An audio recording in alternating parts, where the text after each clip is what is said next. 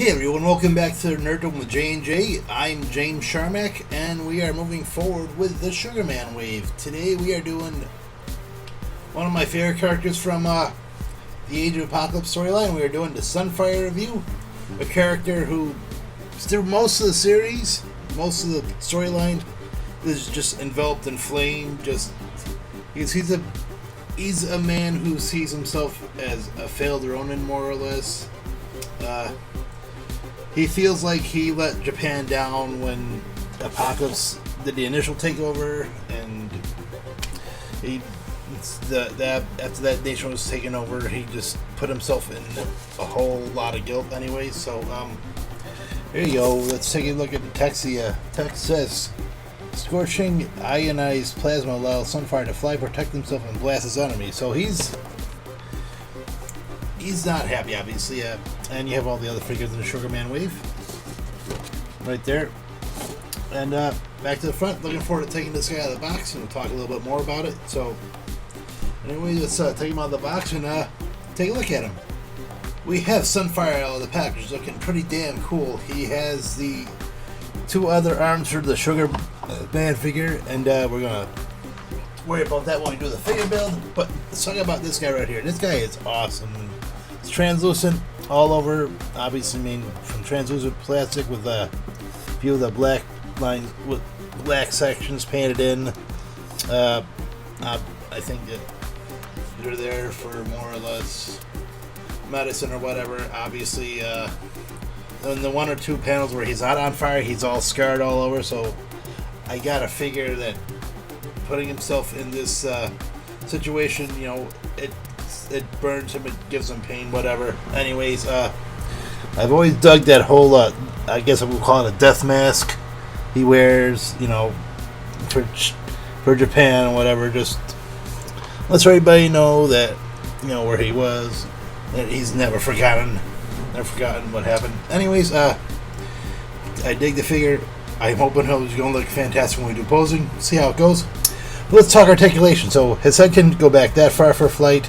Go forward that far, can go pop off, I guess. Can't really go all the way around, but whatever. A little bit of a tilt, not too much, but his arm goes up super far, goes all the way around, of course. He has a butterfly hinge, so that's going to look awesome when we're doing the posing.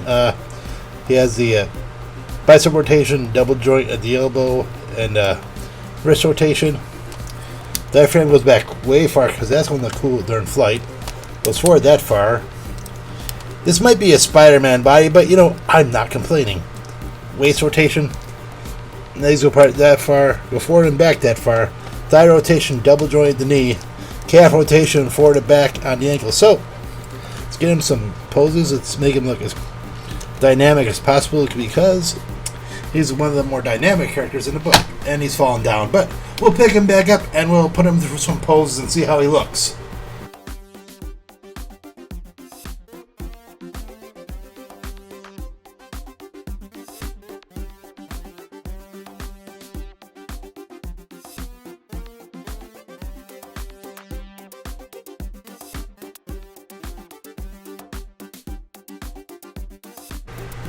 Okay, it might be a little early, but this guy's probably already in my top 3, at least for the year. Just this figure is pretty much everything you want in a flying figure.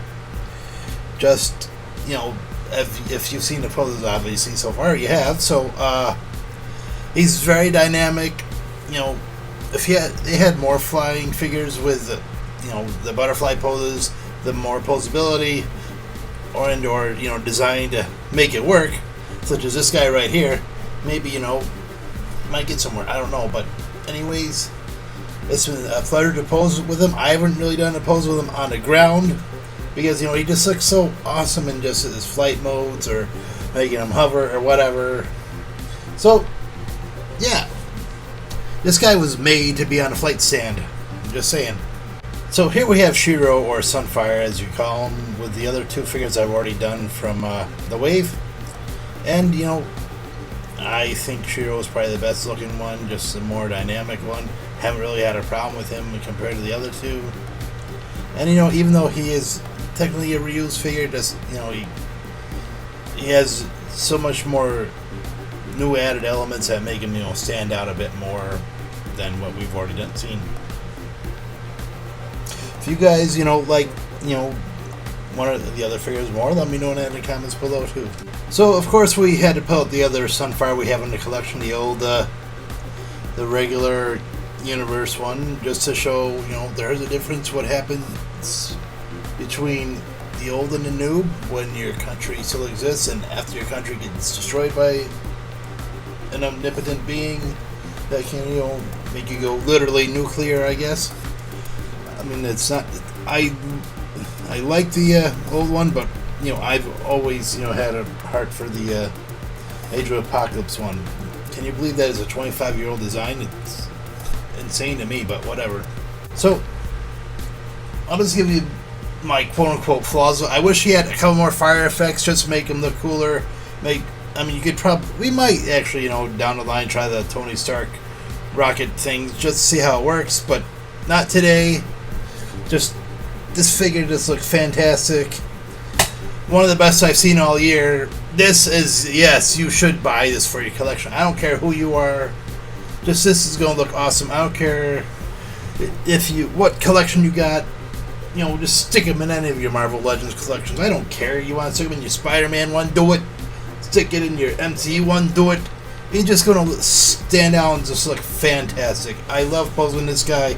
This guy is one of the best figures I've posed ever, I think.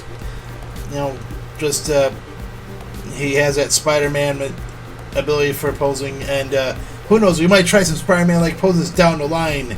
If you guys want to see some more posing with him, let me know, and we'll probably do a special posing Sunfire video. I don't know, but I love this guy. I love this figure.